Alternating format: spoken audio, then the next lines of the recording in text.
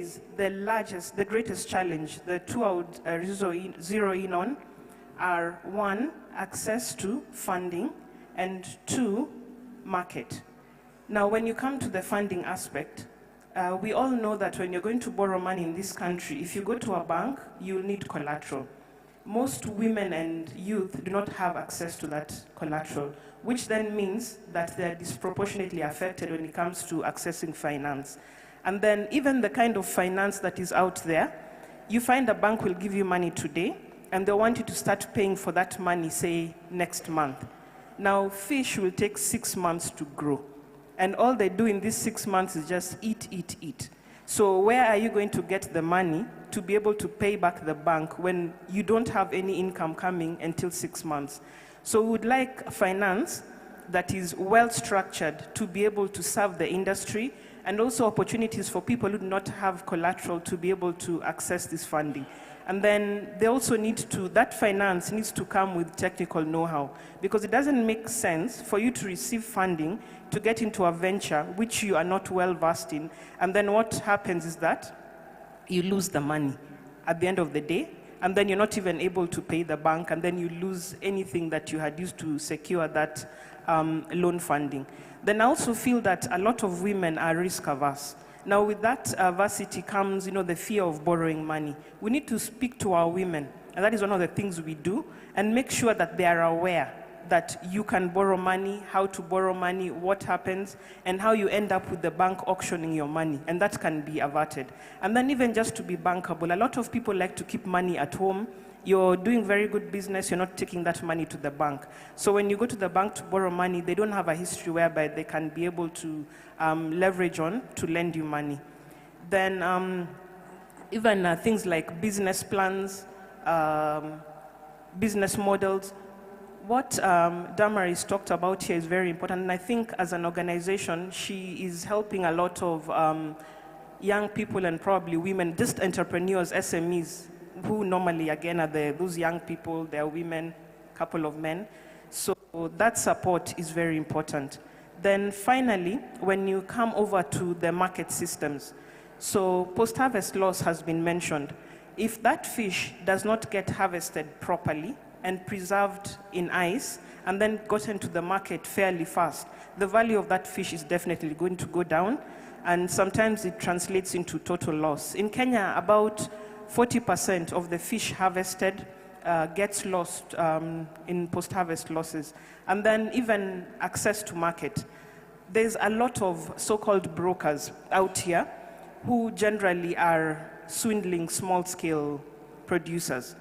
So it is important for these people to be properly organized and vetted so that we don't have people losing their catch to unscrupulous people. Thank you. Yeah, thank you so much, Ms. Angela. And I think from the two panelists, we have handled issues within the capture fisheries value chain and the aquaculture value chain. And there are so many common denominators in the two different value chains. And I hope that there is somebody from the financial institution here, because this is coming out very, very clearly that it remains a challenge for sustainability of our fisheries and also for the value chain development of our aquaculture and fisheries products. As I promised, and a promise is a debt, that we will also allow one of the audience members to also contribute to what is it that, according to you, as a value chain expert, as a participant in the value chain, that is impacting negatively on your participation. So there are microphones around the house. The first hand to get up will get the opportunity to just say one.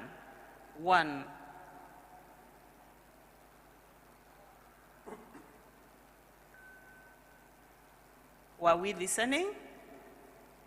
Are the challenges well captured? I want to hear from you, team. Don't leave us alone in this podium. There's one behind me, sorry, I can't see. Okay, you are the first. So please take up, introduce yourself and tell us in 2 seconds. Okay, thank you. I'm Duncan Otieno. I'm the Secretary, Osiri BMU. Okay, challenge we are facing is poor roads to take our fish to the market. Thank you, Duncan. Duncan has brought up the issue of infrastructure that was mentioned before in terms of fish processing facilities, and he has added the issue of roads. I want to believe that we have our county and national government technical officers here, and you can hear that the poor roads are impacting negatively on this important value chain for the region. I'd like to shift gears a bit and now talk to Caesar. How many of you have eaten fish from Victory Farms? How many of you do not know about Victory Farms? Caesar, just check the room. Everybody knows about you. Even those who've not eaten your fish, they know about you. I say so because Victory Farms is transforming the landscape of fish farming, fish marketing, and value chain development within the country. And every household, I say so, in Nairobi know about Victory Farms. But I would like to talk to Caesar on a different issue, because we already know you're doing well. Your value chain is performing. You, as the farm, work within an environment where you interact daily with the fisher communities. You are operating almost in the same space. Kindly, would you just let us know how, within your very well-performing value chain, how do you engage the local fishing community? And how are they benefiting from the various initiatives that you have that is making your value chain better performing? How are they benefiting from it? In 2 minutes, if you can give us that, I would be happy. Karibu, Caesar. Homabay amusu no kue kendo. Thank you. Allow me first to recognize my friends from the Homabay BMU network. Please wave. Homabay BMU network, asante sana. And also my CEC, Sarah Malit. Thank you, Sarah. My name is Caesar Asio from Victory Farms. To answer your question, I think first we need to unpack the value chain into its different components, because there is where there are opportunities that we can share with the communities we live in.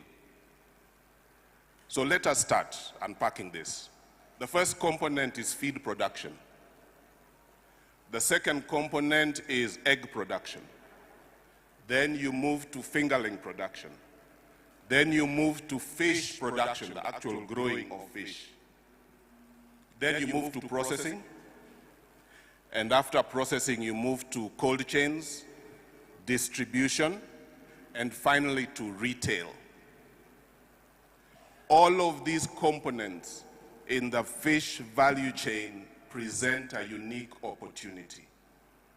Now Gideon, my BMU chairman, Gideon, thank you. So what we have done is that we have opened up 2 parts of the fish value chain to community members. The first part is in egg production. So what we do is we partner with community members, excavate ponds in the lands of community members, do plumbing, and stock brood stock into those ponds. Every week we then go and harvest fish eggs. And at the end of the month, we pay a royalty for these harvested fish eggs. And it translates to between 8,000 and 20,000 shillings per month for those community partners. And this is passive income. They don't have to do anything to make this income. However, we do encourage them to come and watch and learn. The other part of the value chain that we have opened up to our community members, and when I say community, I mean now national, is retail. We have over 18,000 mama samakis, the women who sell fish. We fondly call them mama samaki. And they are spread right across the country. And what they do is every morning they come in and they buy the fish from us. They go and salt it or spice it and fry it and sell it at a very healthy margin. So in those two areas we have opened our value chain. We are looking forward to opening our value chain more, because at the end of the day what we are fish farmers. But we need the value chain to be efficient so that the ultimate price of the fish is affordable to the end consumer. So the more we participate in the value chain, the more we're able to control our final price. But the more we open up our value chain, the more opportunities we release to entrepreneurs such as the people in this room. Thank you. Does he deserve a clap? And my earlier panelist, I realize that you've not even clapped for my earlier panelist. Can we clap for them? Yeah, as a fisheries expert, I've been in the fisheries sector for the last 27 years. And I think one of the major issues that is really, really impacting negatively on our fishers is the lack of alternative livelihood options.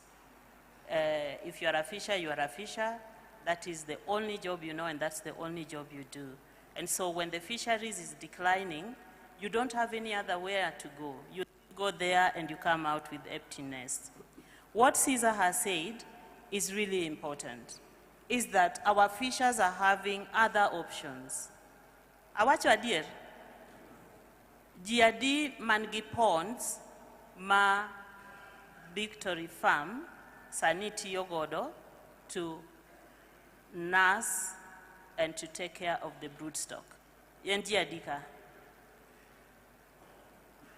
Unfortunately, I can't see my back, but I think the BMU here, can you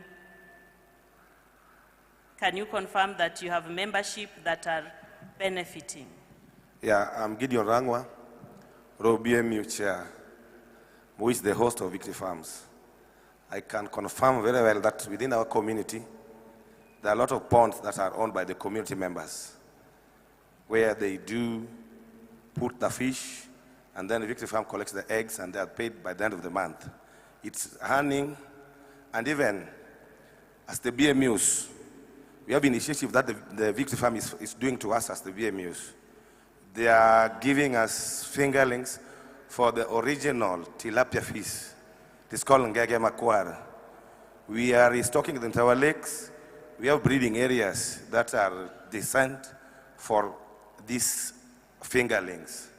So we've seen a lot of increase in tilapia that had already disappeared in our lake. So we are very much grateful for Victory Farms. Thank you. I think this is a classical example of the private sector engaging communities to be able to revive our stocks that are declining, and also to give them alternative sources of income, and also to introduce them to other ways of raising fish. So I think it's a good approach, and through Victory Farm, I think we've also seen that the cost of fish, especially for households, are going down. In Nairobi, I know we buy fish for, depending on the size, but it's around 350 per kg, isn't it, Caesar? Which is a good thing, really. So at least fish is becoming cheaper than meat, yeah? For the longest time, we would be told that, oh, fish is too expensive compared to meat, so I'd rather buy meat. But now, through these interventions, we are seeing the price of fish going lower, and so this is making more households able to afford and eat fish, which is a very nutritious food. Allow me then to build onto what Caesar had just said and give Joseph the floor. Joseph, you are an expert. You are also another classical example of a business that is active along the entire value chain. And you've been able to address a number of inefficiencies along the value chain. You have built relationships, and you are thriving very well on relationships to be able to get the product and to be able to serve the market that you are engaged in. When the challenges were elaborated by our earlier speakers, the issue of market access was talked about, that it is one of the biggest challenges that are impacting most of the value chain actors within the fisheries and aquaculture value chain. I would like to ask you, Joseph, if you could just recommend, according to your experience, the strategies that we should employ to strengthen the relationships along the value chain. Because we know if we strengthen these relationships, then the inputs, the access to the markets, and even the linkages would be strengthened and the value chain would be more efficient. So what strategies should we consider so that the whole value chain is able to be inclusive, everyone to be involved and everyone to be able to benefit? Over to you, Joseph. Good morning, everyone. My name is Joseph from Global Tilapia and Camino Ruiz. We are a company domiciled in Bita and in Nairobi. I think we have been given space by Nyamanga Beach as well as Nyachebe. I stand on all protocols, and to echo the words of Rio Fish, Victory Farms, and to answer your question, there has been a lot of problems, challenges, and I think our mindset needs to change to commercialize the fish industry. And as such, not only from players like Victory ourselves and other bigger companies, even the wild culture being able to commercialize and see the entity as a business, it would make sense. Some of the challenges that we personally as a company face is the lack of, there's a gap between the national government and the local government in the essence of licensing. There's a lot of double licensing, double taxation that go along with the local government and national government. You'll find Kenya Fisheries will give us licenses. Then you move from one county to another, you're expected to have several licenses, and it becomes an impediment to progress on the business. So if we can be able to harness those licenses, and if you are in multiple counties, then you do not have to spend so much money on the licensing. The other aspect is increasing technical support to our farmers. I think we've been, the first quarter of this year, we've been able to train farmers in Londa Rombo, Nyamanga, Nyachebe Beach. We've been training farmers in helping them understand the business as an entity, as it's supposed to be. The other one is in partnership with the value chains like Rio Fish, ourselves, Victory Farms, and all of us as Global Tilapia Camino, we are able to have access to the market. We've realized post-harvest infrastructure has not been given a lot of energy and a lot of time. And as such, a fisherman in Port Victoria, a fisherman in Homabay County, they will get their fish, even the omena. By the time he's getting to Nairobi, as this lady said here, only Calipers is able to have their omena in the market. Omena is actually even traded internationally. You'll find it in Europe, but there's a very big gap between the moment you have your catch and by the time it's getting to the market, someone is benefiting there. So the farmer spends so much time, money, grappling with the losses of the product because it's a biological asset. Then someone comes in at the end of the day and makes the profit. So you'll find a customer in Nairobi, the amount of money they are paying for that fish that you've spent 9 months to raise is not trickling down to you as a farmer. And that is the biggest disparity. The other one is ensuring that we have shared infrastructure in terms of refrigeration in different areas. Like in all the BMUs, would encourage the local government to work with the private partners to have whereby every BMU should have a center of a collection point. Even if they pay a premium price for that refrigeration, it will ensure that we have profitability and to maximize on profitabilities of the product. But in essence, I think it's an opportunity that we have and we all need to grow. Yeah, thank you, Joseph. Asante sana. Thank you for remembering. I think I still come back to you and ask relationships along the value chain. We have very small mama karangas spread along the entire shores of the lake. Some have 10 kgs, some have 20 kgs. And in that quantity, they're not able to attract a big guy like you, isn't it? You want volumes. You're not going to send a truck to the beach to pick 10 kgs. You want to come there and pick the quantity that will fill your truck and send it to the market. You've talked about shared infrastructure, which is a good thing. But what kind of relationships should we start fostering between these small people and the big guys so that they can reach you very quickly without having to go through many middlemen who, as we have discussed, some of them have very exploitative tendency. What strategies should we employ so that you can be able to engage the small people? Thank you for the question. I think that infrastructure has already been set with the establishment of the BMUs. The BMUs will play a very pivotal role in ensuring market linkages. You will find in the city, Gekomba is the #1 place of access of fish. #2 is City Market. You as a farmer here, as a fisherman here in Homabay, by the time you get to Gekomba, you will have lost your money. But if you have BMUs as they are structured in and embedded in the local, in the County Government Act, the BMUs are able to aggregate the farmers together, then form even a sort of a cooperative that they are able to attract large businesses who have access to the market.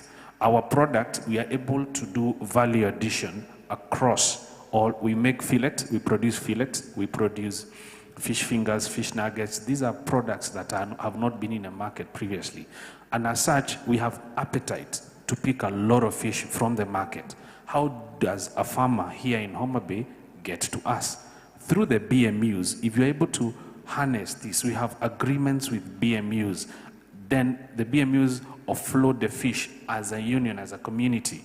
Then they access the market. That way, the lady with the 10 kilos, 20 kilos, all that is, if it's aggregated and the right infrastructure placed at every BMU, then it will be easy for us who are in the market to pick that fish. That your product has access to the market at very low cost. So the economies of scale favors the farmer. Allow me to say in Luo. Ji adi mong'eyo kaka chai kata kahawa bedo marketed. What they do, gima gitimo, en ni japur ka japur koseng'wedo chache kata kosepono kahawa to nitiere kama gitere. Donge? Kata kanyo, iketogi together, kaito iterogie chiro. I'm just comparing what you said with what coffee and tea farmers do. What we are saying is that we are not going to make it as farmers or as fishers if we continue to market our 10 kgs alone. We are saying we need to build, we need to bulk, and we need to be able to attract the right market. Joseph has spoken about cooperatives. It has been a strategy and it has been an agenda of the State Department for Blue Economy and Fisheries through the Kenya Fish Marketing Authority to sensitize the beach management units on ways of forming cooperatives. This is a great opportunity for the CEO, acting CEO for Kenya Fish Marketing Authority. If you're here, you can take 1 minute to sensitize our people on what we are doing as a State Department in partnership with the county governments to be able to support BMUs to form cooperatives that can support them on issues of marketing, issues of production. I will give 1 minute if the Kenya Fish Marketing Authority personnel is here. If not, then we will proceed. If not, I'd like to say something. Yeah. Is he in, maybe?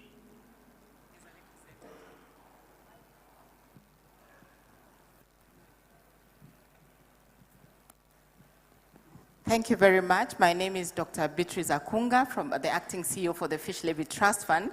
But I will perhaps speak for my colleague, Charles Ogwang. I think he's somewhere. We actually, as you rightly said, that the State Department, in collaboration with the Kenya Fish Marketing Authority, is in the process of forming BMUs to cooperatives. And so far, I think they have done about 200. I know that the Kenya Fish Marketing is actually in the field right now. They're in Turkana, they're in Siaya, transforming. And we are hoping that by the end of the financial year, which is in June, we should have, I think, transformed about 450 BMUs into marketing. And as we said, that when you come together, when you work as a team, then you go far. And I think that's what we are telling our BMUs, our fishermen, that kindly get to be in the cooperatives so that you are able to market your fish well. Thank you very much. And as you know, that it's really the agenda of the government to ensure that we work in cooperatives. Asante sana. Yeah, thank you very much, Dr. Akunga. We cannot, alone we fail, together we prosper. There was an addition from my panelist, Damaris, please, 1 minute. Thank you, Susan. We've had an MOU with Kenya Fish Marketing Authority, which has just been signed. And one of the things we want to do is to be innovatively disruptive. In this house, we have Mama Samaki, and if possible, they can just, you can see the ones standing at the door with aprons, because the Kenya Fish Marketing Authority is supporting us to be able to reach the women so that we can build their capacity in being standardized in how they do work. But also, we support them with marketing and branding. For example, this is a product from the coast. A marine product, it's a body lotion. One of the things that some of the women and the youth there do is to do products out of seaweed, which is still in the blue economy, not necessarily fishing. But for them to be able to access the markets, you have to bring them to the people. What we were saying is that we have to stop the too much talking and walk. So Mama Samaki is here today. At stall number 37 and 38, they have fish. They have fried omena, they have fresh fish, and please, let's walk there and buy. Thank you. Thank you very much. I hope they are branded. They are well branded. Probably they can just step forward and you can see them, but they are also able to interact with you because the language we speak sometimes creates a barrier. But the truth is, when all is said and done, the fish ends up in their hands.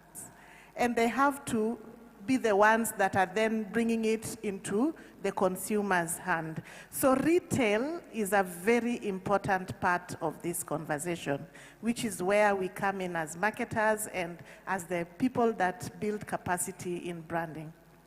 Thank you very much. Erouru kamano, wabiro chamo rech, and wadwaro ni wayud rech ma ok dhi kayo iwa donge, molos maler, kendo puonju kaka iloso, water rech nyaka Nairobi. Erokamano. Thank you very much. Just before I move on to the next discussant, I would like to just stress on one particular point that Joseph had mentioned, the issue of licensing. I think this is something that we have to pick up in the next panel discussion, because we are talking about policy, we are talking about regulations and all that. And in that panel, we have the national and the county governments. What is it that we should do to make business operations easier? Can we have a one license? Can we have two licenses? Why should I pay when I'm in Homabay? When I go to Siaya, I pay. When I go to, where else? Migori, I pay. You get. So what is it that we can do as a sector to make it more attractive and easier for our private investors in the value chain? Now, we have talked about issues, we have talked about some of the potentials, and I would like to now bring on board Mr. Newton. Newton has used technology to create a product from what we used to think would be trash. Newton uses the skin of fish to make it a valuable and a pricey product that is being used in our markets. I don't know if, Newton, you're wearing shoes made from fish skin today. If you're not, then I see you have carried one. So this is innovation, technology at work. And I see a number of our audience here as young people.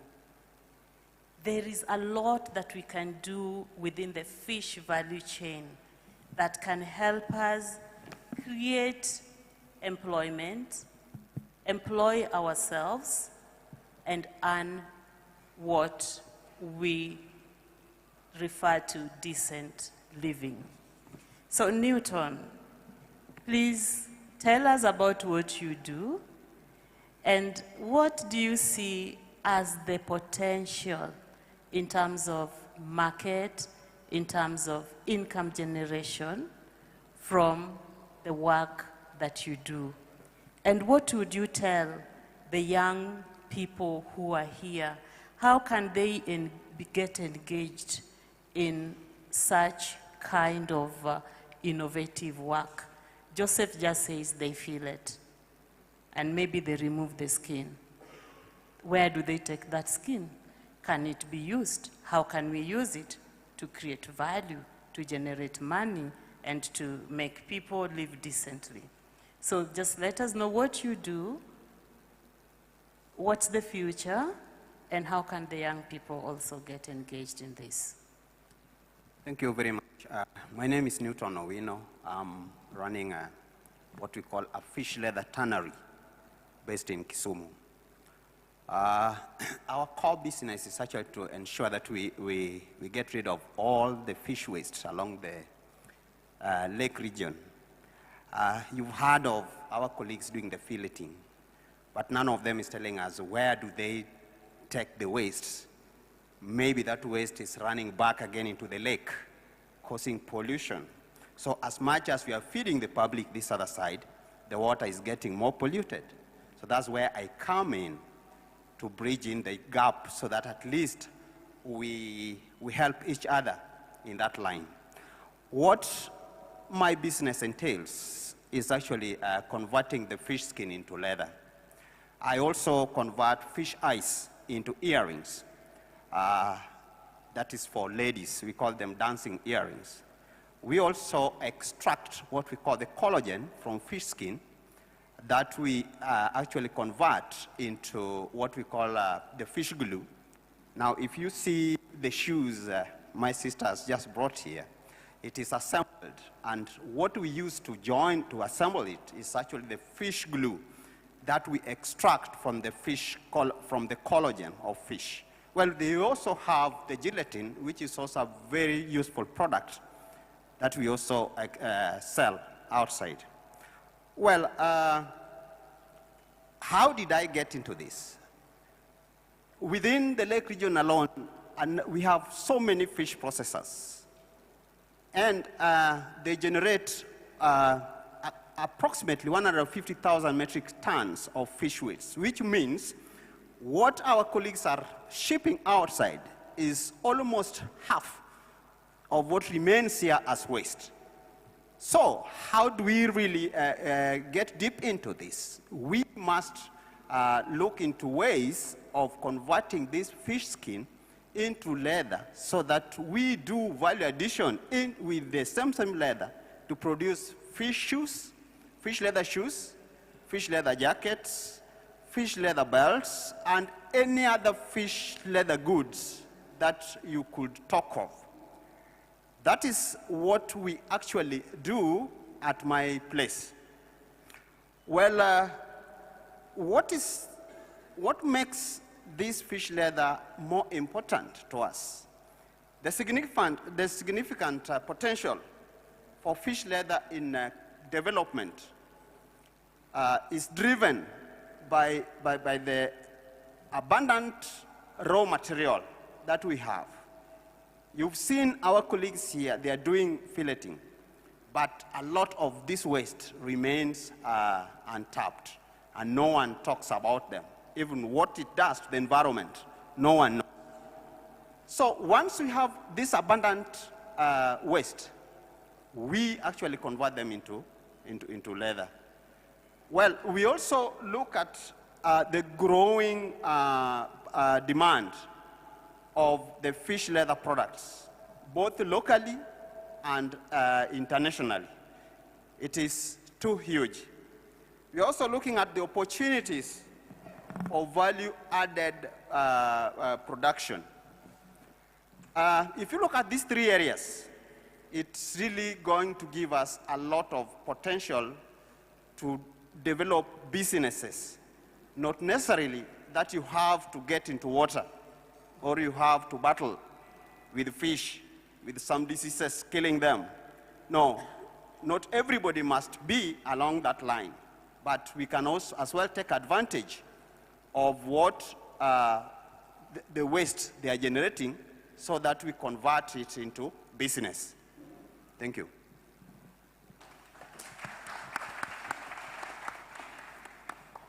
How many young people, when I talk of young, the youth are in this room today? 18 to 35. How many are looking for jobs?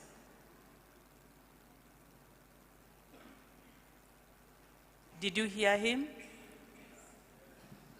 Circular economy.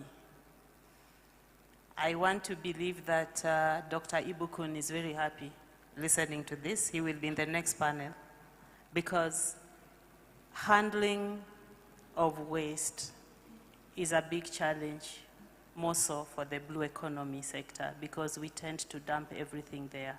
And we have an innovative young person who is using waste to create products that are of value. And he's telling you the raw products are in plenty of supply. So get in touch with him, let him teach you the tricks, and start your own, isn't it? So I'll go back to the floor, to the audience, and pick 2 questions before we engage the next panelist. Okay, the first hand is there. There's one behind me. So those are the 2 questions we will take.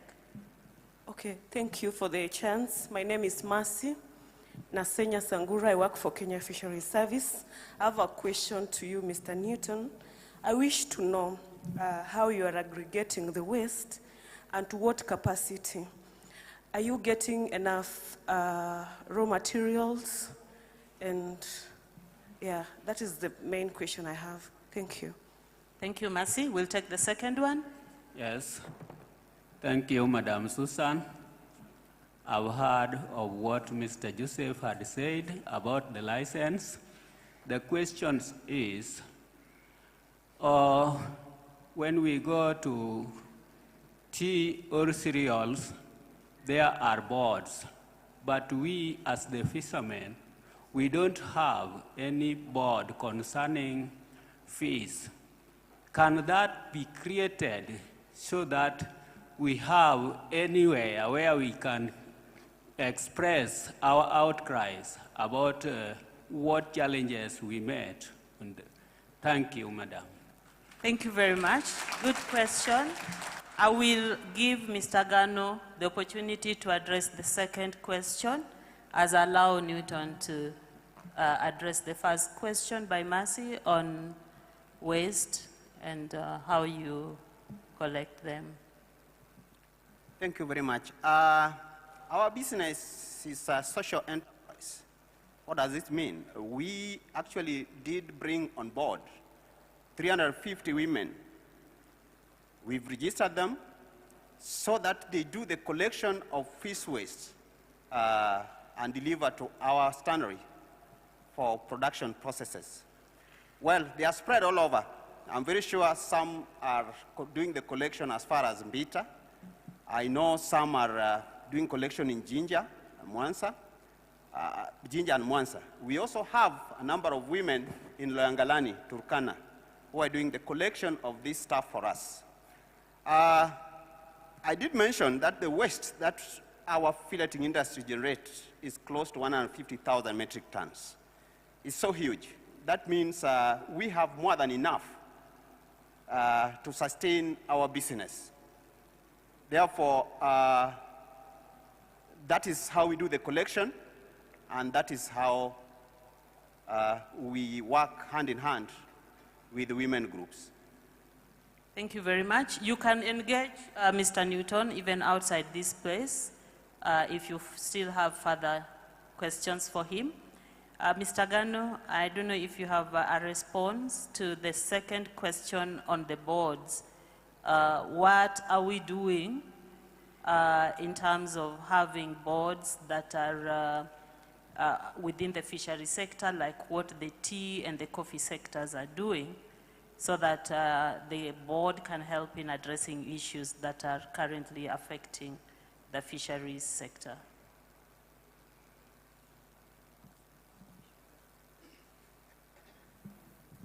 Thank you so much. My name is Jared Agano. I work for Kenya Fisheries Service. I want to appreciate that question about whether the fisher folk can also have a board like we have the tea board and the coffee board. I think from what we heard from my colleague here, Dr. Kunga, about what we are doing now, we are trying to transform the beach management unit into fishermen cooperative. And I think for now, we can use these cooperatives to speak for our fisher folk. Because the beach management units are also there as entities, units that are supposed to mobilize the fisher folk. But after formation of the beach management unit, we need to have a marketing aspect, which I think the cooperative can perform better than the beach management unit. So, moderator, I think that is the response I can give for now. Thank you. Thank you very much. We are nearing the end. And I would just like now to engage Professor Manyala. All through the discussions, the issue of capacity is coming up. What we have just heard from Newton is an example of innovation, research, and science at work. You are one of the, I think, one of the teachers within the university that I would say over 60% of the technical officers in the industry has passed through your hands. Everybody here, how many here are Professor Manyala's students? Don't be shy. So many are your students. So the capacity is really a big challenge within the fisheries and aquaculture value chain. In your current capacity as the Director for Research and Innovation at the University of Jaramogi Oginga Odinga, what is it that you are doing differently that is helping us to build the capacity of the technical staff that are coming out into the field to be able to support the sector and be able to support and build capacity of the value chain actors within the fisheries and aquaculture? Just in 1 minute, Professor. Thank you very much. First of all, this is my village in a place called Lala, so I'm at home. My name is Julius Manyala. I'm a trainer. I don't want to say that I'm a lecturer. I'm a trainer in fisheries, and I also do research. I want to say that at JUST, one of the most significant landmark is the Blue Economy Research Hub. In this hub, we are trying to develop the sector by training both technical people and community on sustainable use of our blue economy resources. And I want to say that we are very glad that the government funded this center, and it was officially launched by His Excellency, the President, Dr. Ruto. Now, in this hub, we have a program on fisheries and blue economy that is ongoing, but we have integrated this hub with many other things that support the industry. For example, we are a World Bank designated center in the research of insects for food and feed. And this has fed into some of our programs with a lot of community and youth groups that we work with. Our presence is actually ranging from Busia up to Vihiga and Kakamega and Bungoma. But I believe that sooner or later we'll be Homabay because we need partnerships. The other activity we have been involved in is being able to onboard communities and youth to participate in the value chain. For example, the black soldier fly. What we need are fruit wastes. Again, it is very environmentally sustainable, but it is very difficult to get adequate fruit waste to grow these insects. And luckily enough, we have partnered with many agencies to have communities and youths which have been organized into groups that can actually collect and deliver the fruit wastes. So this is an opportunity. Some of the opportunities that the youth may consider is apps that can actually stimulate interaction in the sector. There are very few apps in this region or in Africa that are used by fisher community. And this is one of the areas where we need the youth to involve themselves. The other issue is that the processes that we have in the sector, if you want to patent them so that they are not abused, you can come to us. We can do it in 1 week. You have your process or products patented, and we have registered about 5 patents in the sector, which anybody can commercialize if you want. The training for communities is key because the technical training is very limited. The ratio of technical staff to community that need extension and outreach cannot be reached adequately in this country. So it is good that you also train community members, and we think that with partnerships, we are capable of doing this. I want to stop there and take my 2 minutes. Thank you. Dakupa mne word thuru maber. Thank you very much. I think the discussion so far has been very practical, and opportunities are being brought up. Opportunities are being brought out. What we can do as value chain actors within the fisheries and aquaculture value chain to enable us make this value chain more efficient, to enable us create employment opportunities, and to enable us prosper. And so, in terms of capacity, you have heard, the university is not just staying traditional. They keep on upgrading and improving on the skills, because what Professor Manyala is talking about is not what I learned in school, you see? So it means that they are upgrading their curricula to be more attractive and to be more relevant to what the world is currently experiencing, more so in terms of fisheries and aquaculture. And I think it is important also that they are taking care of the environment, which remain very battered, for lack of a better word, because of the different humanity activities that are happening. We are almost winding up this discussion, and to help us end this discussion, we will be talking to Madam Lucy.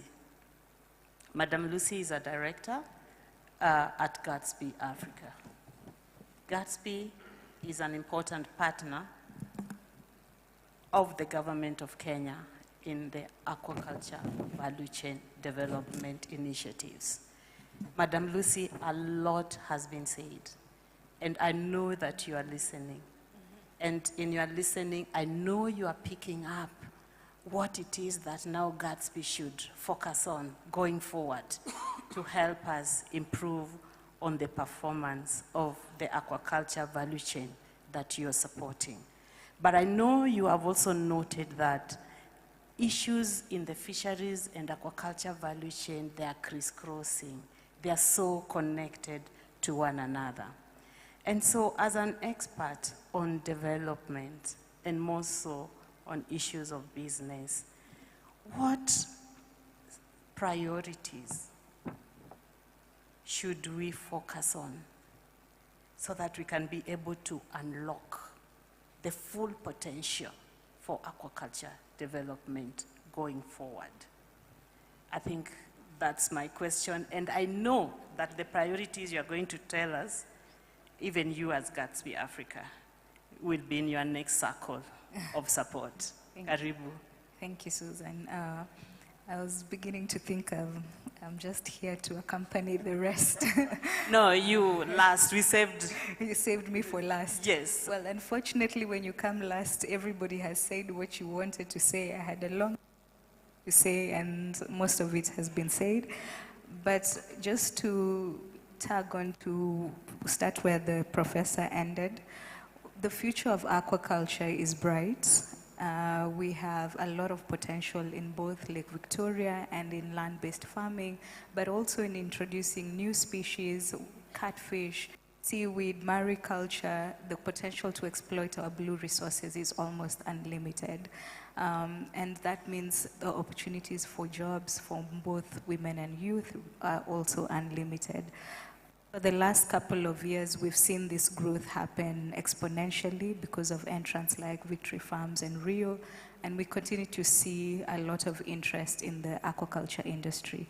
And I think to prepare for that interest, the youth can do a couple of things. Some of it is the skills development, some of it is participating in R&D.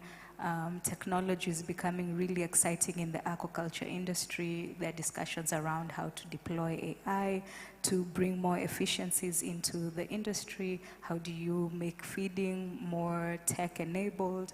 I think the opportunities to even transform the sector from a very traditional approach to a much more professionalized industry exist. But to make that happen, there's some things that also we have to invest in. I think universities are already leading in investing in R&D. We have youth already innovating in different technology. The last time I was in Homabay, I came across a young man who's working on an aerator for ponds to increase the stocking densities for ponds. So the innovation is already, I think the energy around innovation is already there.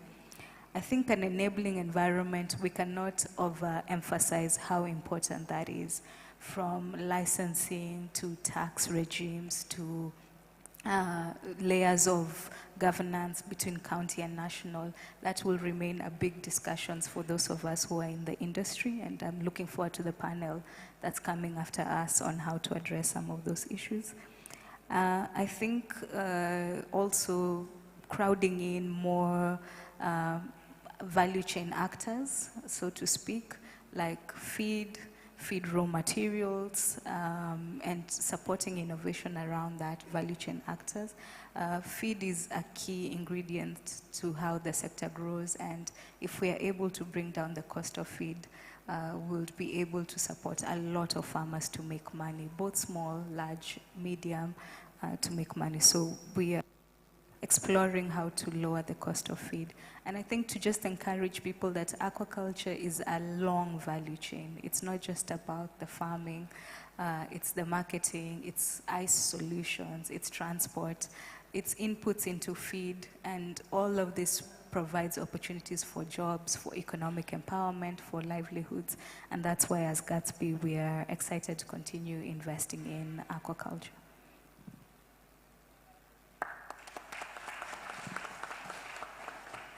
Yeah, thank you. And Lucy, that's why I kept you last, because you have actually summarized well, and you have almost touched on so many of the issues that we have discussed.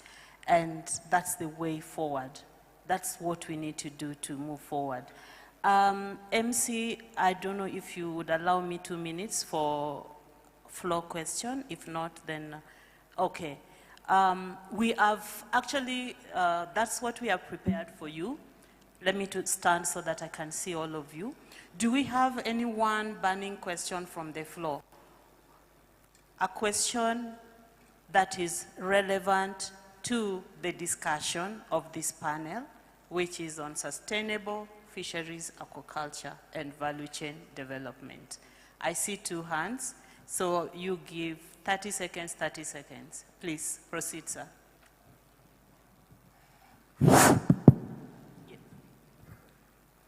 Okay, he needs, he will need, we had somebody who was, could you come and help?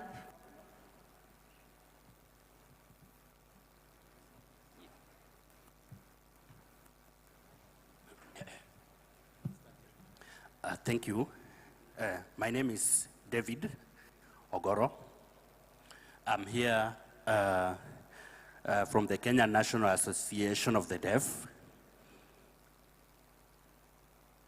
So I thank you, the panelists. From the time I sat here, nobody knew I'm a deaf person, but I've really collected a lot of information and I've learned from you. That's the same, that clearly shows how many people with disabilities are out there that are suffering in silence. They miss a lot of information. So my question to the panel, what are you doing in your areas of work? Because many comes from different parts or sections. What are you doing to make sure that persons with disabilities group, youth and women, their living standards are improved? Because when you talk about blue economy, we talk about fishing and the challenges that are experienced in the different sectors. There are people with disabilities who are left out. There are a lot of information gap and awareness on accessibility and challenges.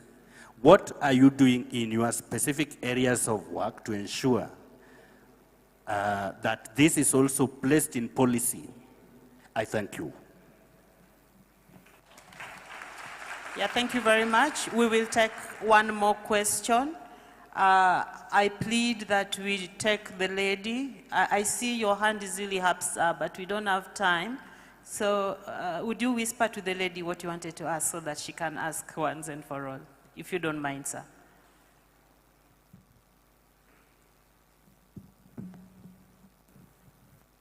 Thank you. My name is Sarosa Kong from Kaugege BMU. I'm the secretary of Kaugege BMU and the women leader for Kaugege Women Fish Traders.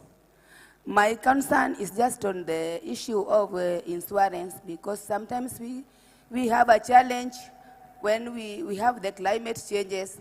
You can find that the cage can be drawn by the waves, or you can find that there is a lot of waves in the sea, in the lake. So when you go there in your cage, you can find that the cage is broken, or all the fish are dead.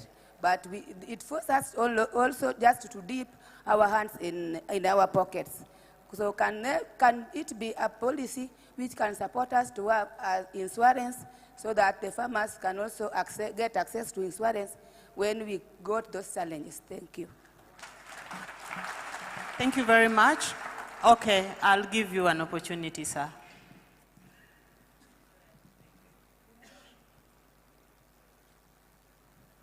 Yes, thank you for giving me an opportunity. I'm called Otieno Logor, working with the Civil Society of Homabay County. I come from Suba South. My concerns, number one, there is a problem with the BMU Regulation 2024. It's called Fishery Management and Development Beach Management Unit Regulation 2024. We will request for this regulation to be amended because it was done without public participation. The BMU were not consulted. So I request that. Secondly, we have deaths in Homabay Town and Suba North.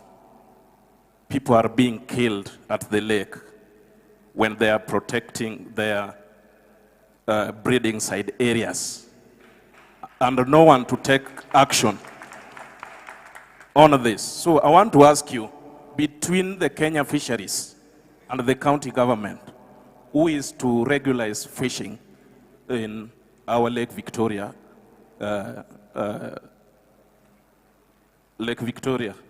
in Homabay County, because there is a conflict between Kenya fisheries and the county government of Homabay. Currently now, if you walk just a distance at Homabay police station, there are illegal fishing nets that were taken to police station between 6th and 7th of May 2025. Up to now, there is no court order to ban them because that is the law. Who is to regularize? Because I can see the fishery sub-county director, Homabay Town South, sub-county wrote to Kenya Fisheries, Homabay County, to take back those nets at the county custody. Who is the custodian of illegal fishings? And lastly, we appreciate yesterday. It was one question, sir. Okay, thank you. You're over by. Yeah, thank you very much. I think the two last questions are very relevant for our next panel discussion. And please, DG KEFs, CCM, Homabay County, the National BMU Network Chair, prepare to answer those questions in the next panel discussion, where we'll be talking about policy. On the first question about inclusivity, more so for some of us who are abled differently within the value chain, I think we have elaborated so many opportunities along the value chain where even those who are able differently can be able to participate. But I would like to give Damaris just 30 seconds, given that you deal a lot with communities. How are you including those of us who are not abled the same way in the value chain?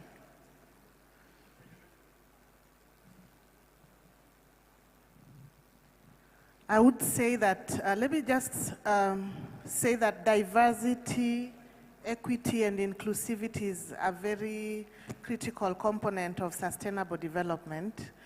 And even in the blue economy, it is important that we embrace it, especially at the grassroots level.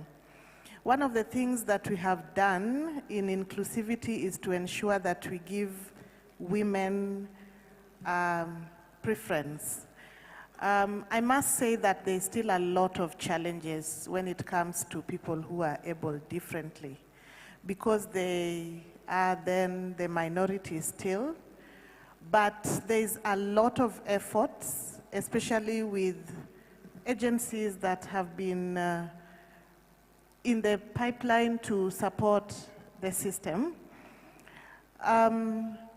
Personally, we have engaged a lot of people who do translation services to ensure that if there are policies, if there's an event like this one, then there is the possibility of that person to understand what is being said. Especially today, we were able to engage a translator, sign language translation, but there's challenge. There's a lot of challenge in managing those who are able differently when it comes to physical capacitation, and even in audio capacitation, audiovisual, in the fish value chain. Because the activities that are taking place in this value chain are very labor intensive.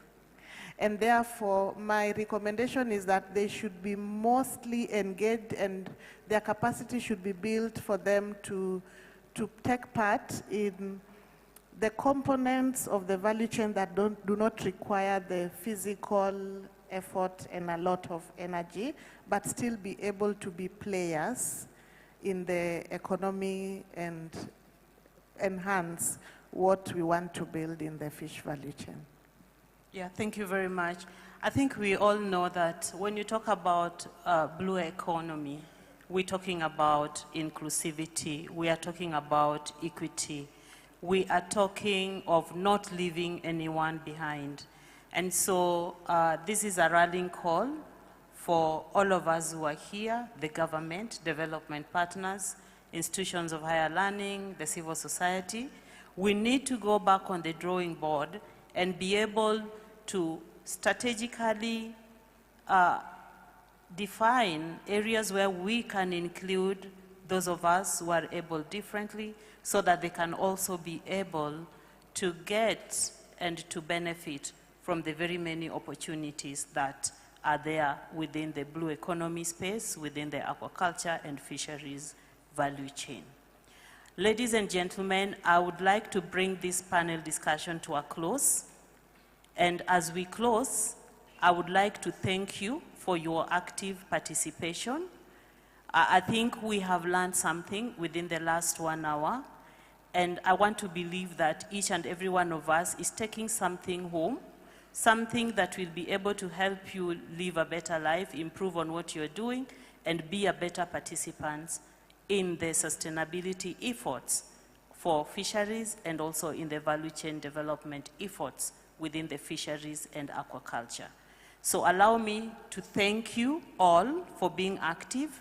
I apologize for those who we may not have given an opportunity to speak. Please hold your horses. You may have an opportunity to speak in the next panel discussion, which will still be on fisheries and aquaculture and blue economy, but with a focus on policy issues. Before I allow the panelists to step down, allow me to thank you. You've been a wonderful, wonderful team.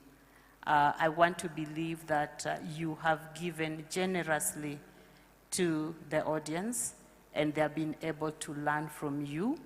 And I would just like to urge the audience that this is not last. These experts are still here in our midst. Please, if you need to engage one of them on the sidelines, please do so. But at the end of the day, what we'd like to do is to ensure that our waters remain our wealth. Our waters remain our, So as I allow the panelists to step down, can you give them a warm round of applause, the Homabay way?